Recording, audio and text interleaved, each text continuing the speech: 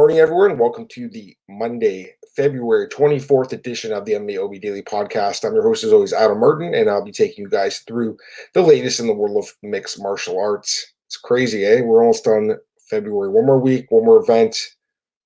UFC Norfolk, that's on Saturday. I'll be breaking it down tomorrow morning with Cole Shelton, but today I'm going to be focusing on UFC Auckland, which took place on Saturday night in Auckland, New Zealand, and turned out to be actually a pretty good card. Some really good knockouts and great main event as well. So I'm going to be recapping that card today. I'll focus on that. Tomorrow I'll get back to the regular news. But as usual, I do recap the cards that took place on the weekend on Monday. And I should mention there's also Bellator to talk about as well, which I will talk about a little bit, but I'm going to focus mostly on the UFC, and then I'll get to Bellator afterwards. Okay, so let's start with the UFC.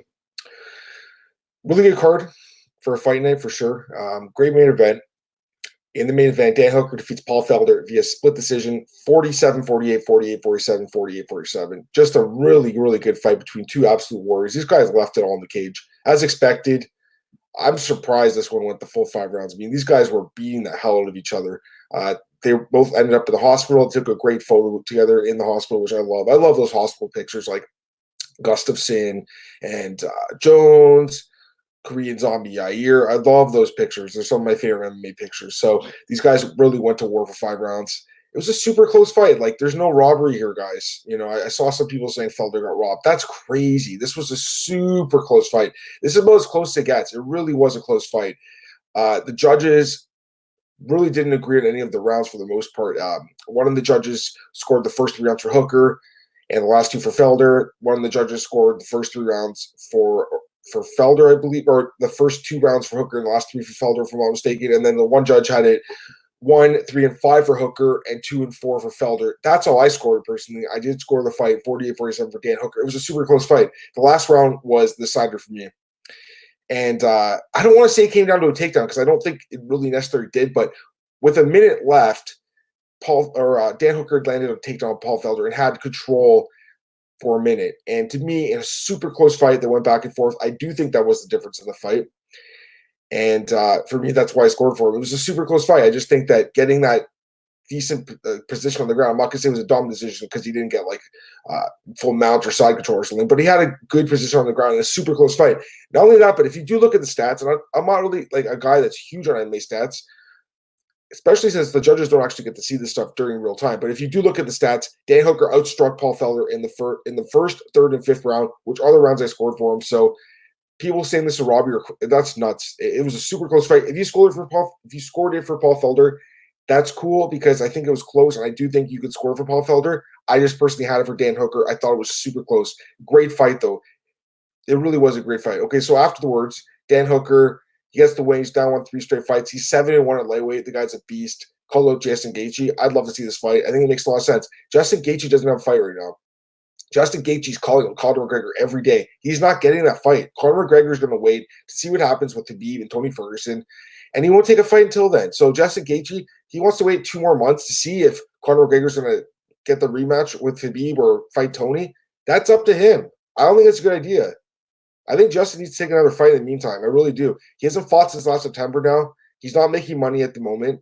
He can go out there and fight Dan Hooker. He probably beats Dan Hooker. Dan Hooker's a really good fighter, but Justin Gaethje's, I think, a little bit better. Now, having said that, Dan Hooker is extremely dangerous, and Justin Gaethje is very reckless in his fights generally. So, you know, Hooker definitely could win that fight. It's a risky fight, and if Gaethje loses to Hooker, he's going to be upset at himself because he'll be like, okay, I was this close to a title shot, and then I lost to a guy who's ranked below me. But at the same time, Conor is going to get that title shot next, regardless of what all of us think. I don't want to see him fight for the title, but he's probably going to get it because Dana White wants that. So I think Justin should take this fight with Dan Hooker. Dan Hooker's probably going to need a month or 2 off, I would say. He probably does heal pretty quick, but at the same time, he's going to need some little bit of time off.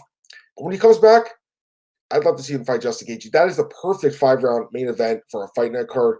You could put it on a pay-per-view as like a co-main event. Maybe, I don't say it's a main event, but, you know, a big Fox card could be a main event. I don't think it's a pay-per-view main event. There's no title on the line or anything like that. And quite frankly, I don't know if those guys are big enough names to headline a pay-per-view, but I do think it's a really good fight night main event. So I'd love to see this fight for 5 rounds, and I think it'd be a really fun one. And for Paul Felder, after the event was over, he said he's considering retirement, which is really sad to see because the guy is a really solid fighter, and he arguably could have won this fight. And overall, he's 5-2 in his last 7 fights. Had he won this fight, he would have been 6-1 in his last 7 fights. He also had come off a nice win over Edson Barboza. But remember, guys, that fight, most people thought Edson Barboza won. So kind of there's a give and take in MMA. You get a lucky decision, you lose a bad decision. It happens, man. This is part of the sport, When you go the full distance and fight tooth and nail against a guy, it's going to come to the judges and what they see. If you go to MMADecisions.com, which is a great website, if you go there, look at the Edson Barboza-Felder fight. A lot of people thought that Edson Barboza won the fight. The majority of media and fans thought Edson Barboza won the fight. In this fight, it does seem like the majority of media did lean towards Felder to win the fight, which is fine because I think it was a super close fight. But at the same time, remember, it comes and goes in MMA. Should he retire? I don't think so because I think he still has more to give in the sport personally, and I think that he can still beat a lot of guys at 155 pounds. But at the same time, he is 34 years old. He's turning 35 in April. He does have a young child at home. And here's the thing with Paul Felder. He has another job. He has a job with the UFC as a color commentator. So he is able to retire if he wants to because he has something to fall back on, which is not what a lot of other fighters could say. And then one thing I'll say about Paul Felder is he is going the distance in these fights and he's taking a lot of damage and he's giving a lot of damage. He's not getting knocked out. The only stoppage loss he has is against Trinaldo, which was a TKO doctor stoppage back in 2016. He's not getting KO'd. He's not like Chuck Liddell getting knocked out every fight. He's not like Karolina Kowalkiewicz, who I'll talk about in a second, who's getting, injured in these fights where she can't even see afterwards. I think Felder, he could fight again. It's really up to him. It really is. Duke Roufus and Brian Butler, his coach and manager respectively, they think he's going to fight again. It's going to be his call. And if he does fight again, I'm sure the UFC will have him because this guy's exciting every time out. So super close fight. I think to see Paul Felder retire after this. But you know what? If that's what he wants to do, then I respect his decision because, he'll be going out pretty much on top. I mean, he did lose the fight on the scorecards, but man, it was a great fight. And if that's the way he goes out, that's not the worst way to go out. So overall, just a great fight. I mean, this was an awesome fight. This is what we wanted to see. Again, I'm surprised it went the distance. I thought someone would get finished, but yeah, great fight, and Dan Hooker wins. All right, co-main event time. Jimmy Crute defeats Michael Alexiak via submission. I actually called this one to a T. I said Jimmy Crute by submission, so I'm happy with that. I saw that he was like plus 700 by submission, so hopefully some of you guys got that because that's crazy. I mean, this guy is fantastic prospect, really good in the ground, very dangerous with his submissions. I know we got submitted in his last fight by Cirkunov, but overall he's very good. And then Alexiak, solid prospect as well, but that's back-to-back submission losses for him now, which obviously isn't very good.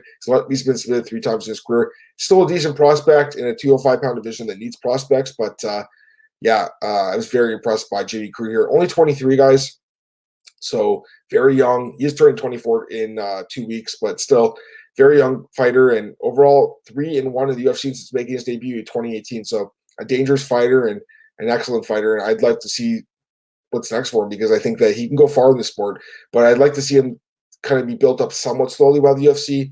Don't get too high, don't get too low as far as the rankings go.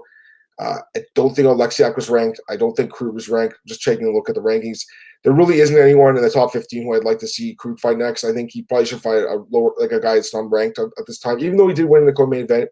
Because if you look at the rankings, like Shogun's booked, Krylov's booked. I guess he could fight the loser of Walker and Krylov. That could make sense. Cirkunov's not going to have him because he just lost to him. So yeah, I'm starting to think that maybe an unranked guy, but there's lots of actually decent fighters in the division now. So just a slow build this guy at 23 years old. Kevin Scott, you seem extra fired up today. I think I slept decently last night, Kevin. I don't know. And I really like this card. It was a fun card. Adrian Kapoor, Poirier versus Felder, and Gaethje versus Hooker. Sure, that sounds good to me, man. I like that. I really like the Hooker Gaethje fight again because Gaethje needs to fight. And Poirier versus Felder, I did not think about that fight, but that's a fun one. Don't know if it's going to happen. Poirier wants to fight in May. There's a card coming to San Diego. It seems like the UFC wants him to headline that card. Don't know who it's going to be against. Nate Diaz, I think they wanted that to be the main event. Don't think it's going to happen, so not sure what's going to happen there. But yeah, we'll see what happens as far as that card goes, as far as Poirier goes. But yeah, Felder versus Poirier would be fun. All right, let's get to the next fight here. Yan oh man, sorry guys. Yan Zhonan, I'm terrible pronouncing this name, but she beats Karolina Kowalkiewicz, unanimous decision, 326 across the board. Just an absolute beatdown by Yan. And Kowalkiewicz, man, I think this could be it for her, guys. 4 straight losses, 34 years old now, took a ton of damage in this fight, broke a bone above her eye. She is in trouble here as far as her career goes. 2-6 in her last 8 fights, 4 straight losses. She's getting beat up in all of her fights now. Hasn't won a fight since 2018. I mean, it's been almost 2 years. So I think that's it. Maybe she gets another fight because she has been a warrior for the UFC and she's taken a lot of fights against tough opponents, but I can't see them keeping her around anymore. So for her, it's like, does she go to Invicta where she was once? Does she go to KSW where she obviously was a star for a while? I don't know. Some people are saying Bellator, go up to flyweight. Maybe that's a good decision. I think maybe stay in the UFC and go to flyweight, put on some weight and go up a division, put on some muscle. But at this point, I mean, I think retirement's very much an option because she is 34. She's talked about having a family in the past, and she's getting hurt in these fights, which is not good to see. So it is what it is. But I think that could be for Yan. Pretty good fighter here. I mean, she's 12-1 and 1 no contest now, and she is 5-0 in the UFC. Actually, she's been winning all her fights. It's time for a top 10 opponent. Just looking at the rankings for Yan, who would be someone for her to fight at women's strawweight.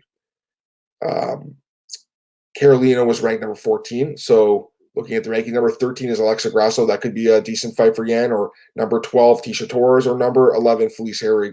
All those fights make sense to me. She'll definitely get a ranked opponent in her next fight. Next up, Marcos Rogerio de Lima defeats Ben Sassoli via first-round TKO. I mean, this was just a beatdown. Ben Sassoli is just not a UFC caliber fighter. This guy has a really bad record. Zuffa 0-1 and 2 no contest. That's just a weird record. This guy's not very good. And for de Lima, very inconsistent. Win-loss, win-loss, win-loss, win-loss, win-loss. But he got the win in this fight. He looked good. I think he could have easily won a bonus. I thought he looked really good in this fight, but he didn't get it. I should mention Felder versus Hooker obviously won fight of the night, and Jimmy Crute won performance tonight, as well as Priscilla Cachoeira. I'll get to her in a minute. But yeah, I thought de Lima looked really good. He's not a top 15 guy, but he's someone that can always win a fight against someone in the rank because he does have that KO power. Next up, Brad Riddell defeats Magomed Mustafa, split decision 29-28, 28-29, 29-28. Whoa, another close fight here as well. Judges really thought it could have gone either way. I think a lot of us thought that Riddell probably won the fight just based on the amount of damage he did. I thought he did a lot of damage. Mustafa did a great job hugging him.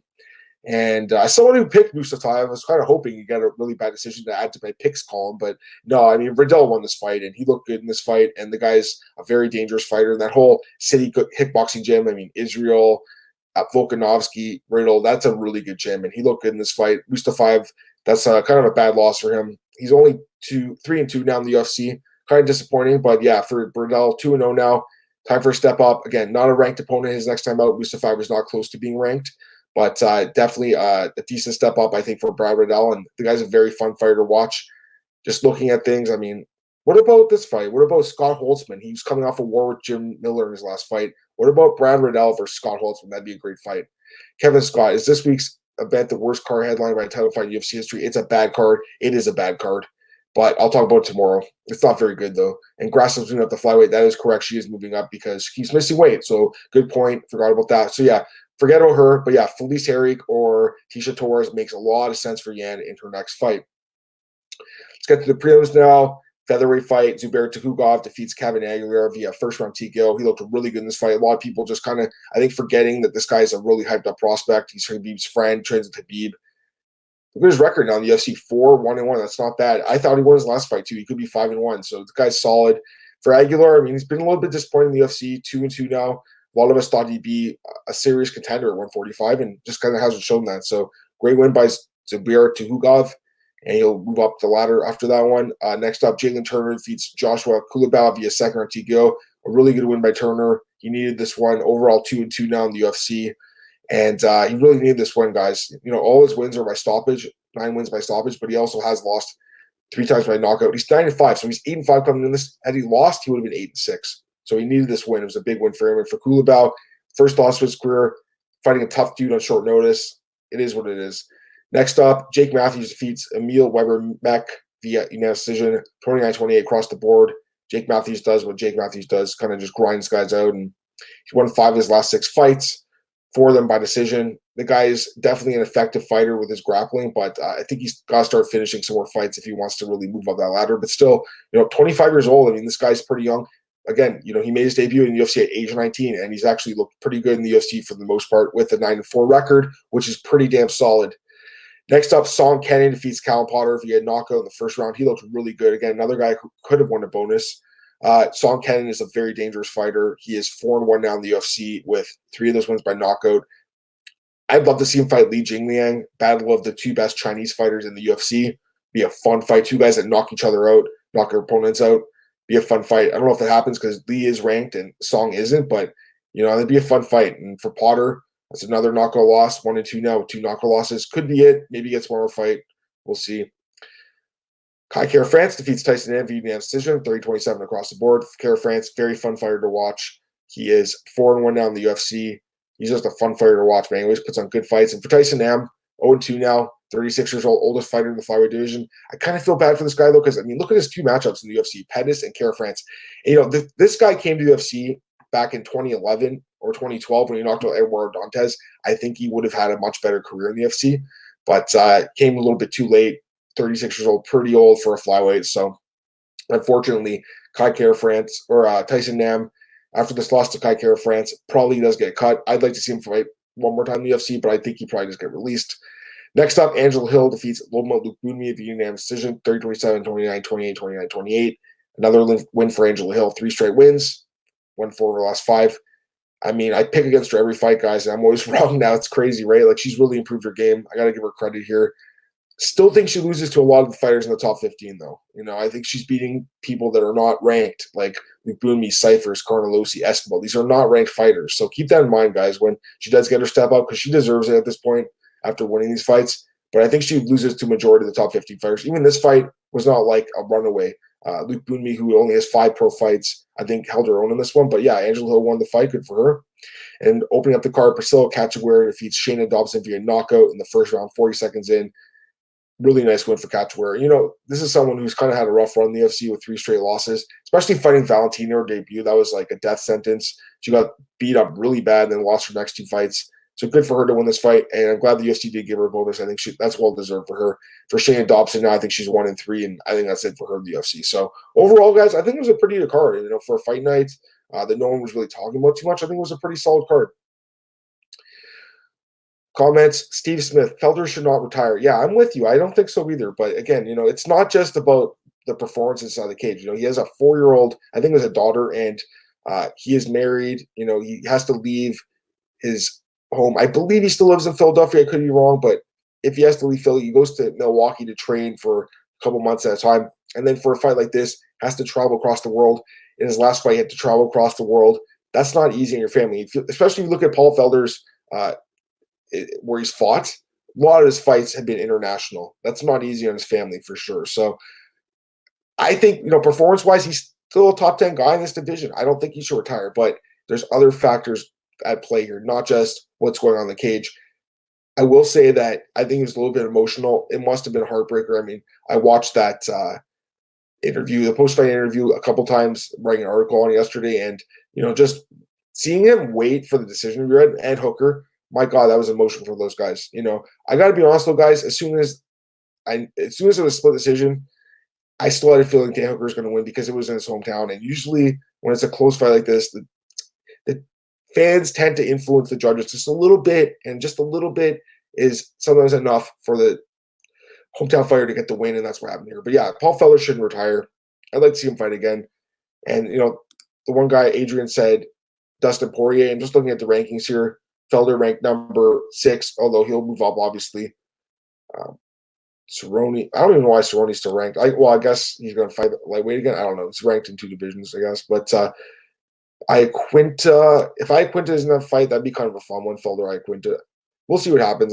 Really, there's quite a bit of options, I think, if he wants to fight again. But it's really going to be his call. The guy's just a warrior, though, for sure. And Poirier would be a fun fight. I just don't think Poirier will fight him because Poirier seems to think he's in line for a title or something. I don't know what's going on with that guy. I think he's a great fighter, and he's just kind of realized that his place right now, after coming off loss to Khabib and there's other contenders, he's got to take fights against lower ranked guys. That's just how it is. Zubair or Adrian Kapoor. Zubair should have got $50,000. That TKO was clean as, yeah, it was. It looked good. But it's just one of these situations, man, where the UFC really should be giving out more bonuses at this point. You know what's crazy? I was looking back at like old cards from 10 years ago the other day. They used to give out $60,000, sometimes $80,000, sometimes $100,000. It's weird how they settled on this $50,000 number in 2020. Like it's like the bonuses went down. There was that card, the Conor card, 246. They gave out 5 bonuses that night. That was just an opportunity to give Conor some extra money. I mean, they were never going to give out 5 bonuses. They're already going to give out 4. I'd love to see them give out 5, though. I think it's well deserved for these fighters, especially in a card like this where there's so many like dominant performances and finishes. Like I think there should be a little bit more money spread around. There are locker room bonuses still that float around from time to time. I don't think it's as prevalent as it once was under the Fertitta ownership group, but I do think there's some extra money being sent to these guys if they have great performances. So hopefully Zubair does get a little bit extra, but yeah, I just think there should be another bonus awarded. Adrian Kapoor, Auckland was better, some pay-per-views, in my opinion, great fights. Yeah, it was a good card. I mean, it really was a solid card. All right, let me get to Bellator now because there was 2 Bellator cards in this weekend, which is crazy, right? Let's get to Bellator 239 here. Main event. Just looking at oh my God, it's so confusing. If you go to Tapology, the main event's buried like 6 fights down because they do little stupid post-lims, which I absolutely hate the Bellator does. 16 fights in this card, really? Wow. Okay, so just getting to it, I'm just going to skip those post-lims, although I guess Kyle Kruckmer won, who's a pretty good prospect. But getting to the post-lim, the prelim, the main card, my God, I'm confused. Main card, Yaroslav Amosov defeats Ed Ruth, unanimous decision. This guy's good, man. 23-0 now. It's time for a step up. I mean, this guy's got to be really close to the title shot at this point. He's probably 1 fight away. What about Lawrence Larkin? That'd be a fun fight, right? Michael Page would be a fun fight. Don't think they'll give Michael Page this guy. This guy beats Michael Page, by the way. I'm confident this guy would take Michael Page down and beat him up. They will never match up Michael Page against this guy. I think he wins that fight. Credit to Ed Ruth, man. He's fighting some tough dudes, and this is a tough fight for him. But yeah, Amosov looked good. Next up, Miles Jury defeats Brandon Gertz, unanimous decision. Gertz held his own. He's a gatekeeper, though, and I don't think anyone's surprised that Jury won this fight. So it is what it is. Pretty expected outcome, I think, there. This was an upset. Tim Johnson beats Tyrell Fortune, first round knockout. Looked good, man. Brutal knockout. First loss of Fortune's career. He didn't wrestle. It's his fault. I mean, what was he thinking? Again, this happens a lot to fighters.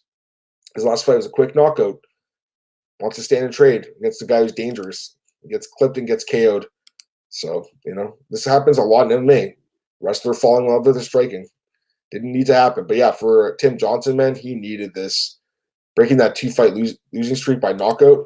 He needed this win bad, and he got it. And also on the main card, Valentin Moldavsky defeats Javi Ayala. Decision.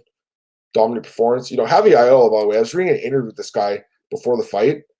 He's a full-time Walmart employee, and he trains on the side. That's just messed up, man. I mean, this sport, I love MMA. You guys all love it too, but it's crazy. Like, what other high-level athlete has to work a full-time job? Like, it's very rare. It's crazy, right? This guy working at Walmart to put food in his tailor or his family and does fighting basically for fun. It's nuts. And he beat Frank Mir in his last fight. It's not like this guy's a bum. I mean, he's got good wins. Frank Mir, Carton him. He's doing that while working full-time in a Walmart warehouse. That is nuts. So good for this guy, man. I respect the hustle. I will say that. But, yeah, he got dominated in this fight. Just looking down the rest of the card here, Josh Hill, Canadian, wins his Bellator debut against Venetia Zany. I don't know who that is. Keith Lee defeated Sean Bunch. I believe that was an upset. So good for Keith Lee getting the win there. That's Kevin Lee's brother.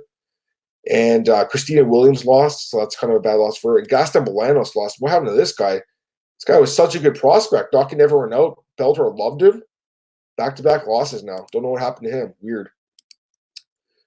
So from what I saw, it was standard Friday Night Bellator card.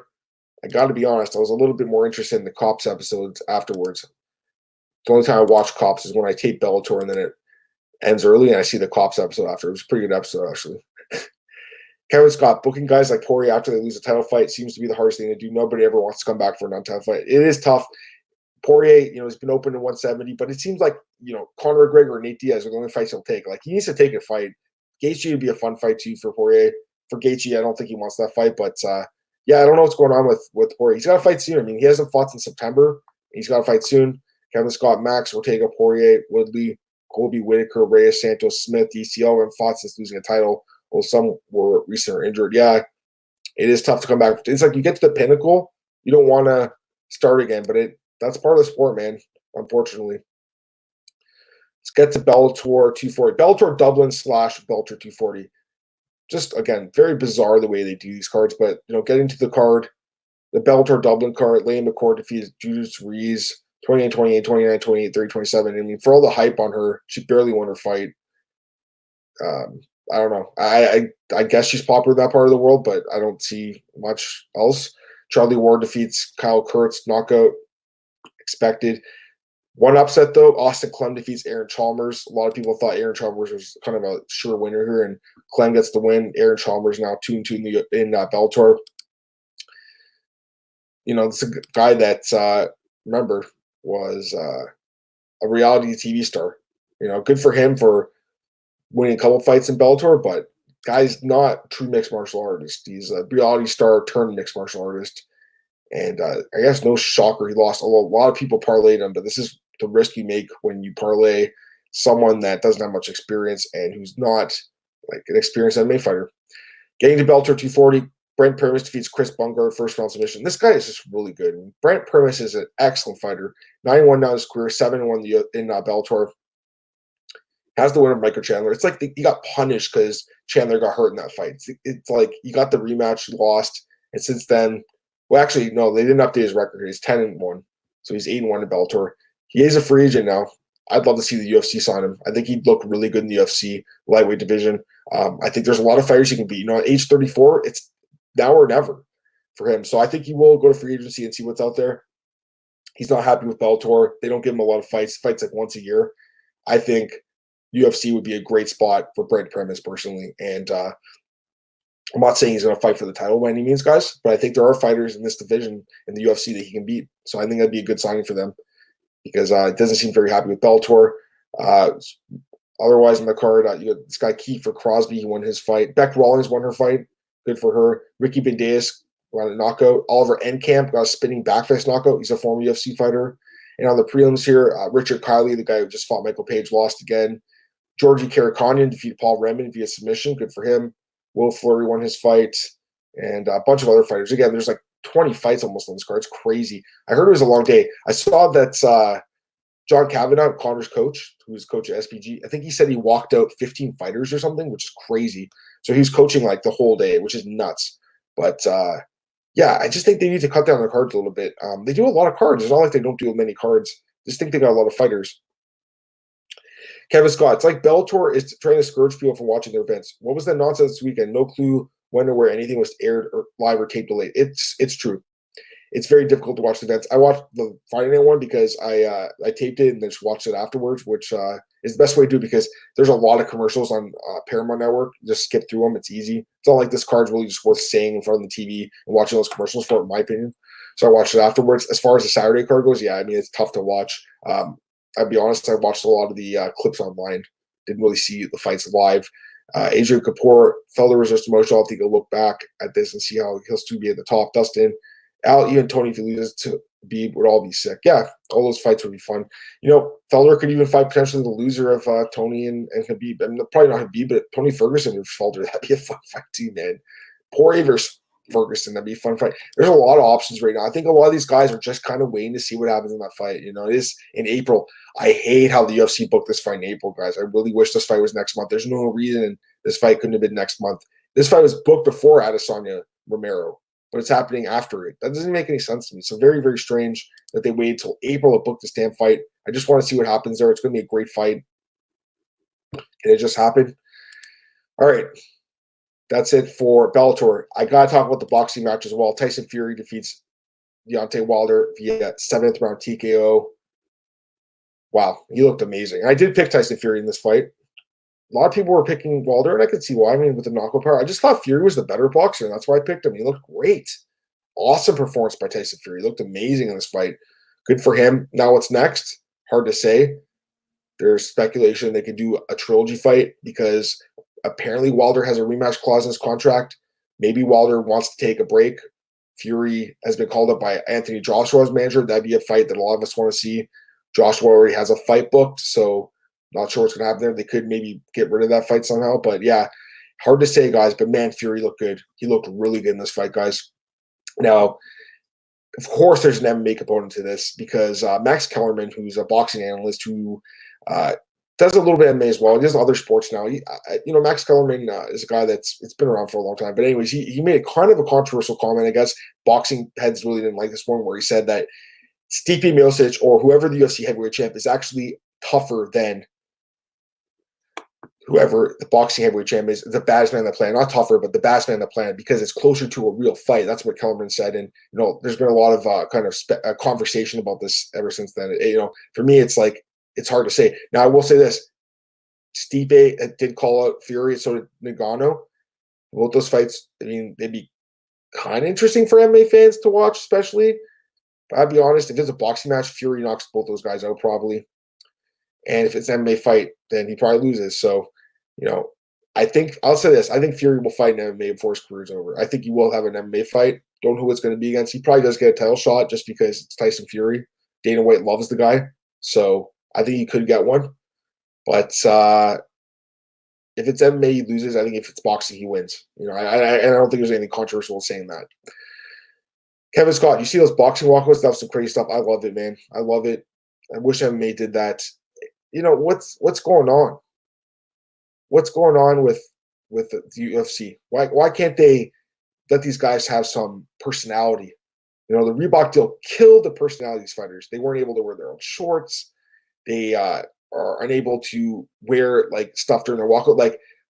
Look in Bellator, perfect example. Tyrell Fortune, if I'm mistaken, walked out with the Kobe Bryant jersey and had purple and yellow shorts. That's awesome. But in the UFC, I can't remember who it was. I think it was Dominic Reyes, right? He wanted to wear a Kobe Bryant jersey out. They're like, no, you can't do that because it's not Reebok. Such BS. I hate the Reebok deal. It's garbage. Anyways, I love the boxing walkouts, man. They look good. And, the guy singing. Chad Mendes and Conor McGregor 5 years ago, I think, whatever it was, 4 years ago. Conor, can't remember. Was it Aaron Lewis from Stained? Did he sing it? Or was it Sinead O'Connor? I can't remember who it was, but one of them, they sang his walkout and Chad's walkout. I think both of them, actually. I think it was Aaron Lewis did Chad and Sinead did Conor. Was that right? You got someone will correct me in there. Why can't they do that again? I love that. It was awesome. I think that was during the Reebok deal. They need that kind of stuff. Agent Kapoor, Khabib was against fighting Vegas, according to Dana. Okay, fair enough. Yeah, for sure. That makes sense. Yeah, I guess that does make sense as far as why that fight didn't happen next month. My point is, did it really need to happen in April? Couldn't they have built another card quicker than that? I don't know. Anyways, the last second questions, throw them in here. I want to double check what I said about Mendes and Conor, though. UFC 189, July 2015. And it doesn't have it on Wikipedia. No, it does. Yeah, I was right. Sinead O'Connor did McGregor, and Aaron Lewis did Mendes. My memory worked. Oh, my God. Crazy. All right. Kevin Scott, you're right. 189 walkouts. Yep. Awesome. All right. Any last second questions, guys? Throw them in right now before I get out of here. Again, I want to save the news and stuff till tomorrow. But in fight announcements. So throw in any more last second questions. I'll get to them right now. But yeah, it was a crazy weekend at MMA. And this weekend, we just have one. The only card this weekend really is UFC Norfolk flyweight title fight. And I'll break it down tomorrow with Cole. Kevin Scott, it's the first card of the Reebok deal. Okay, fair enough. But Kevin, great start, right? What happened since then? Bring back the personality. Give the fighters personality. And I'll end the podcast on that note. Follow me on Twitter at MMAOB, podcast, MMAOddsbreaker.com. Also check me out at bjpenn.com and MMARings.net. Appreciate the questions today, guys. Love the back and forth. It's great. That's what I love. And you guys fired me up this morning, talking about the card and just talking about all this stuff with MMA. So really appreciate the questions. I'll be back tomorrow, 10 a.m., doing the news, and then 11 a.m., myself and Cole Sullivan breaking down UFC Norfolk. Have a great Monday, guys. I'll talk to you soon. Bye.